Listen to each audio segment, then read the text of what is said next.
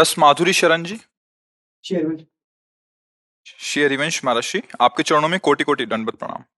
महर्षि, आप नाम जप पर पूरा जोर देते हैं। जब आप नाम महिमा कहते हैं तो मंत्र में अरुचि होने लगती है। आपके श्रीमुख से सुना है कि नाम से ही सब कुछ हो जाएगा, इसलिए ऐसी अवस्था में मंत्र जप में मन नहीं लगता, केवल नाम जप में ही मन लगता है। आपने ये भी कहा था कि नाम सिद्ध है, पर मंत्र को पवित्र अवस्था में सिद्ध करना होता है, और अगर अपवित्र अवस्था में मंत्र जप करें तो काम क्रोध आदि विकार बढ़ने लगते हैं। कृपया महाराज जी मार्गदर्शन करें। नाम जप पूर्ण है, इसमें कोई संशय नहीं।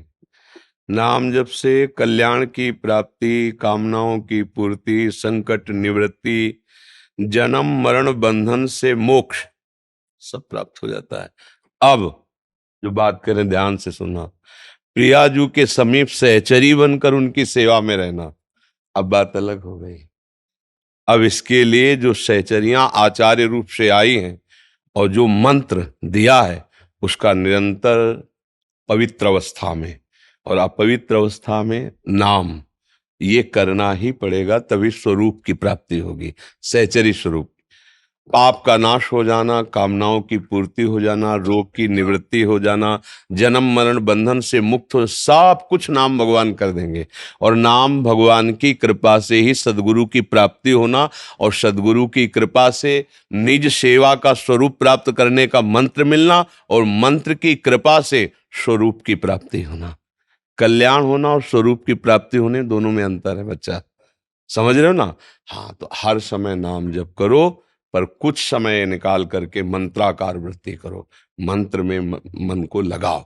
अपनी बुद्धि के अनुसार परमार्थ में नहीं चला जाता, समझ रहे हो? अब जैसे हम किसी से कह दें आप आओ वृंदावन धाम वास करो, आपका सब काम बन जाएगा। अब इसके बाद कहेंगे क्या होगा तेरे वृंदावन वास मात्र से? यदि एक भी क्षण प्रिया प्रीतम के चिंतन से गया तो तेरा क्या होगा? तो कह दे आप कल कह रहे थे कि वृंदावन वास, तो वृंदावन आओ और सब काम हो जाएगा। इसके बीच की जो यात्रा है वो अब हम तुम्हें पढ़ाएंगे, अब हमें समझाएंगे, उसको लेके मत बैठ जाओ। आप शुरुआत किए, अब आगे का मार्ग प्रशस्त होगा। मंत्राकार वृत्ति से ही अपने वपु की प्राप्ति होती है, जैसे दास्य भाव, सख्य भाव, गोपी भाव, सहचरी भाव, ये गुरु प्रदत्त मंत्र से होती है। ध्यान रखना, भगवान की प्राप्ति हो जाना, भक्ति की प्राप्ति हो जाना, ये सब नाम करवा देगा। जैसे उद्धव जी महाराज हैं, भगवान के प्रिय भक्त हैं, भगवान की संपूर्ण महिमा के ज्ञाता हैं, पर प्रेम रस के ज्ञाता नहीं है। प्रेम रस का ज्ञान प्राप्त करने के लिए गोपियों की शरण में आए, भगवान से प्रीत, और जब ब्रजरज में गोपियों की वो प्रेम दशा देखी, गोपियों का वो महामहिम स्वरूप देखा, तब उन्होंने कहा अभी तो हम कोरे के कोरे हैं, हम अपने को ज्ञानी समझते थे, लेकिन आज पता चला कि भगवान का प्रेम स्वरूप क्या है। अब गोपी बनकर प्रभु से आया तो बात और अलग हो गई। अभी गोपी के प्रेम देख करके उद्धव को लगा कि मेरा भजन, मेरा साधन, मेरी भगवत प्राप्ति इनके आगे क्या है। इनके आंसुओं में जो अमृत बरस रहा है वो मेरे अंदर, मेरा तो हृदय शुष्क है। और गोपी भाव, जिसके लिए ज्ञान शिरोमणि भगवान शिव ने गोपीश्वर होकर के रास में प्रवेश किया, फिर ये सहचरी भाव। तो इसलिए अल्पज्ञता का त्याग करके गुरु वचनों पर दृढ़ विश्वास करके हमें आगे बढ़ना है। जो हम सत्संग में बोलते हैं सार्वभौम सिद्धांत, वो है संकट निवृत्ति, दोष निवृत्ति, पाप निवृत्ति, भगवत प्राप्ति, कल्याण, आवागमन से मुक्ति, सब सामर्थ्य नाम में विराजमान है। और नाम की ही कृपा से सदगुरु की प्राप्ति, सदगुरु की कृपा से मंत्र प्राप्ति, मंत्र की कृपा से स्वरूप भाव की प्राप्ति। समझ रहे ना? हाँ, इसलिए उसमें संशय नहीं करना चाहिए, गुरुजनों के वाक्यों के भाव को समझना चाहिए। समझ पा रहे हो? अब अपनी रुचि लगावे तो फिर डॉक्टर की दवा का महत्व क्या रह गया कि हमको तो टेबलेट पसंद नहीं, कोई पेय पदार्थ हो तो दे दो। हमको पेय पदार्थ पसंद नहीं, कोई एक इंजेक्शन भर लगा दो तुम्हारी रुचि से। उसको जरूरत है, इंजेक्शन भी लगाएगा, पेय भी देगा, खाद्य भी देगा, परहेज बताएगा। संपूर्ण रोग की निवृत्ति के लिए वो जो जो कहेगा हमें मानना पड़ेगा।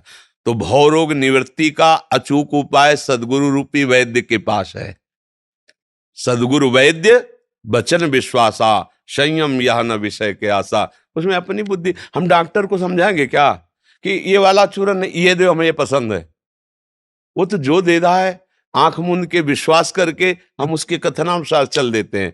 ऐसे ही श्रद्धा और विश्वास की पूर्ण दृढ़ता गुरुदेव के वचनों में, तो भगवत प्राप्ति, भगवत प्रेम स्वरूप प्राप्ति सबसे है। और याभ्याम बिना न पश्यंती सिद्धा स्वांता स्तमीश्वरम। अगर श्रद्धा विश्वास नहीं तो हृदय में भगवान बैठे कहाँ अनुभव कर पा रहे हो।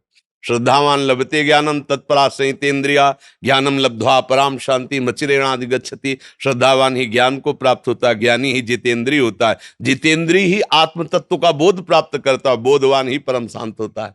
सिद्धांत से चलोगे तो वस्तु प्राप्त हो जाएगी, और मनमानी में तो फिर मार्ग अलग है, उसमें विश्राम नहीं है। तो मनमानी ना करके यदि गुरुमानी चले तो मार्ग पुष्ट हो जाएगा। गुरुमानी कोई बिरला ही चलता है, मनमानी तो सब चलते हैं। मोहित श्रीवास्तव जी यूएसए से। राधे राधे महर्षि। गुरुदेव, आपके प्रवचन और वाणी सुनने में बहुत आनंद आता है, इसी कारण कभी कभी नाम जप कम हो पाता है। क्या गुरु के वचन सुनने का फल भी उतना है जितना नाम जप? देखो, एक बात गंभीरता समझो, हमें भजन परायण होना है। भजन का एक अंग है नाम जप। हम कभी ठाकुर सेवा में हैं, कभी पद गायन कर रहे हैं, कभी रूप के चिंतन में डूबे हैं, कभी भगवान की चर्चा सुन रहे हैं, कभी भक्तों की सेवा में लगे। ये सब भजन ही तो है ना। उसको ऐसा नहीं देखना कि हम भक्त सेवा में लगे तो हमारा भजन छूट रहा है, श्री जी की सेवा में लगे तो हमारा भजन छूट रहा है, वाणी पाठ कर रहे हैं तो हमारा भजन छूट रहा है। एक ही बात है, नाम वाणी जहां श्याम श्यामा तहां, एक ही बात है ना। तो जैसे नामी प्रभु ऐसे प्रभु के भक्तजन, एक ही बात है ना। जैसे प्रभु का ध्यान वैसे प्रभु की सेवा, वैसे प्रभु का चिंतन, वैसे प्रभु का लीला ज्ञान, वैसे प्रभु का लीला श्रवण, सब एक ही बात है। हमारा मन प्रभु से अलग न जाए, हमारा प्रयास ही है। भगवान आदेश करते हैं, अभ्यास योग युक्तेन चेतसा नान्यगामिना। तुम्हें अभ्यास करना कि तुम्हारा चित्त मेरे सिवा कहीं और जाए ना। बस हमारी साधना यही है कि हम कभी गा करके, कभी रो करके, कभी जप के द्वारा, कभी प्रार्थना के द्वारा, कभी कथा सुन के, कभी कथा गा के, कभी भक्त सेवा, कभी भगवंत से, हम अपने मन को अपने प्रभु में लगा रहे हैं। प्रभु में मन लगना ही भजन है। माला जपना भजन का एक अंग है, सर्वांग नहीं। कि अब माला नहीं चल रहा तो हमारा भजन नहीं हो रहा, ऐसा नहीं है। फावड़ा चलाना भी भजन है। तो भजन का जब स्वरूप समझ जाएंगे ना, तो नौकरी करना भी भजन है, व्यापार करना भी भजन है। बस भजन उसको उद्देश्य बना ले कि मेरी इस सेवा से भगवान प्रसन्न हो। जब युद्ध रूपी सेवा से भगवान प्रसन्न हो जाते तो इसी के नीचे ही सब सेवाएं, इससे बड़ी कोई सेवा नहीं। क्योंकि युद्ध में सीधे अंग छेदन है, मार काट है। और भगवान कह रहे हैं ये भी मेरा भजन है। मामनुस्मर युद्ध च मेरे लिए जब युद्ध करेगा तो मेरा ही स्मरण रहेगा, और मेरा स्मरण रहेगा तो भजन है, आज्ञा का पालन कर। तो भाई, हम किसान हैं, हम नौकरी पेशा वाले हैं, व्यापारी हैं। अगर हम इस बात को नहीं समझेंगे तो हम फिर समझेंगे कि हमसे भजन होता ही नहीं। भजन का मतलब है, जैसे अब हम लोग हैं तो हमारा रात दिन एक ही धंधा है, प्रभु को गाना, प्रभु को रिझाना, प्रभु का सुमिरन करना। आप गृहस्थ में हैं, बच्चा, पत्नी, रिश्तेदार, नातेदार, साधु, महात्मा, अतिथि, सबको देखना है। ये सब भजन के अंतर्गत आएगा। पर अंदर से भाव रख लो, मैं प्रभु का हूं, ये सब कुछ प्रभु का है और प्रभु की प्रसन्नता के लिए कर रहा हूं। हो गया, नाथ सकल संपदा तुम्हारी और मैं सेवक समेत सुत नारी। भजन हो रहा है। ये भजन का स्वरूप समझना पड़ेगा, नहीं तो फिर लगेगा कि अब ये कोई संत आए, हम उनको प्रणाम करें, उनसे बात करेंगे, हमारा भजन छूटेगा। तो जो कर रहे हो वो भी गायब हो जाएगा, अवज्ञा हो गई तो वो भी गायब हो जाएगा। हमारे यहाँ ये आदेश है आचार्यों का कि जैसे श्री जी की सेवा हम कर रहे हैं और इतने में कोई संत आ गया श्री जी का लाडला, तो हमें श्री जी को विराजमान कर देना है। पहले उठ के उनको प्रणाम करो, उनका आदर करो और उनकी आज्ञा लो, फिर सेवा में बैठो। प्रभु से अधिक यदि प्रभु के भक्तों का आदर किया तो इस माया पर विजय प्राप्त कर लोगे। भक्त चरण धरि भाव तरत भव सिंधु आगा, ये संपूर्ण भजन है। समझ पाए आप? दिलीप यादव जी मुंबई से। राधे राधे महाराज जी, आपके चरणों में कोटि कोटि प्रणाम। महाराज जी, मैं पिछले 6 महीने से आपका सत्संग सुन रहा हूँ। मैं राधा नाम जपना चाहता हूँ पर व्यापार के कारण शारीरिक शुद्धता के नियमों का पालन नहीं कर। नहीं, राधा नाम में शुद्धता की बात तो कोई हमने कही नहीं। उठते बैठते चलते फिरते पवित्र या अपवित्र कैसी भी स्थिति में राधा राधा राधा राधा मंत्र जपने के लिए पवित्रता का विधान है। नाम जो तो जैसी भी परिस्थिति में हो नाम तो जप सकते हो ना। अच्छा, व्यापार में शरीर से क्रियाएं होती हैं, हम वाणी से ज्यादा क्रियाएं नहीं करते, ज्यादा क्रियाएं शरीर से होती। कोई भी व्यापार, मान लो ग्राहक ही है तो कुछ बातें हो गई, इसके बाद क्रियाएं होती हैं। तो जब बातें कह रहे हैं तो चलो बोल रहे हैं, अभ्यास नहीं तो कोई बात नहीं। लेकिन जब बातें नहीं कर रहे हैं तो हम अंदर अंदर राधा राधा तो बोल सकते हैं ना। तो ये कि हम करना चाहते हैं पर कर नहीं पाते, ऐसा नहीं। नहीं महाराज जी, मुझे जब भी समय मिल रहा है मैं राधा नाम जप रहा हूँ। हाँ। बस ये होता है कि अब जब जब पहले कभी नहीं कर रहे थे हाँ। तो कुछ भी कर लो कुछ फर्क नहीं पड़ता था, लेकिन जब अब कर रहे हैं तो ऐसा सोचते हैं कि कहीं कोई गलती ना हो जाए, कहीं कोई त्रुटि ना हो जाए। नहीं, उससे तुम बेपरवाह रहो। हर गलती हर त्रुटि को मिटाने के लिए तो हम राधा नाम जप रहे हैं, तो गलती हमारा क्या कर लेगी। पर ये डर रहना बहुत अच्छा है। इस डर से अंदर से ये रहेगा कि कोई पापाचरण करने के लिए मन प्रेरित करेगा तो आप उसे डांट सकते हैं। किसी का गलत करने का जो भी अंदर भाव आवे उसका दमन करना चाहिए, गलत आचरणों के लिए मन को रोकना चाहिए। तो और नाम जप करो, आगे सब ठीक हो जाएगा। डॉक्टर मीतू, भजन में निरंतरता लाने के लिए क्या करना चाहिए? देखो, निरंतरता उससे होती है जिससे हमारा प्यार होता है। जिससे प्यार होता है, ये जबरदस्ती वाला खेल नहीं है निरंतरता। गोस्वामी जी ने भगवान से मांगा कि मेरा स्मरण आपके प्रति कैसा हो, बोले कामी नारी प्यारी जिमी।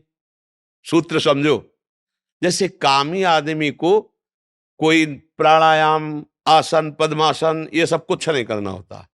उसको काम से प्यार है, काम की पूर्ति के लिए देह से प्यार है, तो उसको रात दिन उठते बैठते वही देह का चिंतन रहता है। स्त्री के, कामी पुरुष को, यदि वो स्त्री शरीर में काम है तो पुरुष शरीर का चिंतन, पुरुष शरीर में तो, या परस्पर देह चिंतन कैसे होता है?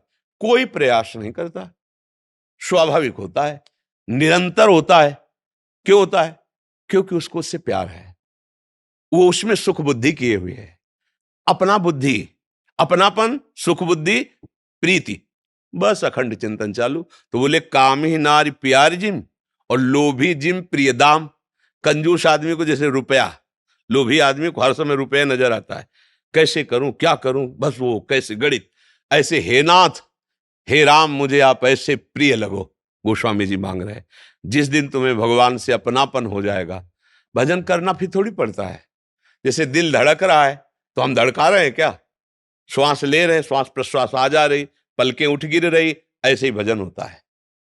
कहीं अहंकार नहीं रहता कि मैं भजन कर रहा हूं, और हृदय में स्वाभाविक नाम स्मरण हो रहा है, मंत्र स्मरण हो रहा है, प्रभु की रूप, प्रभु की लीला चिंतन हो रही।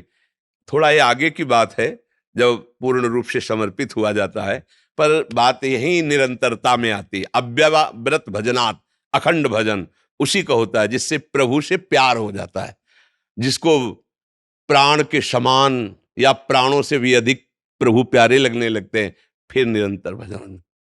हाँ, जिनके हृदय में भगवान के प्रति प्यार हो गया वो निरंतर भजन करते नहीं है, होता है उनका निरंतर भजन।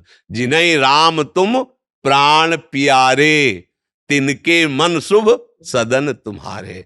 जिन्हें आप प्रभु प्राण प्यारे लगते हो तो भगवान का चिंतन क्या, भगवान ही बैठ जाते हैं हृदय में आकर के। भजन करो, भगवद आश्रित रहो, और जहां जहां मन जाए वहां से हटाकर प्रभु के नाम में, रूप में, लीला में, धाम में लगाओ तो निरंतरता धीरे धीरे आ जाएगी। करत करत अभ्यास के जड़ मत होत सुजान।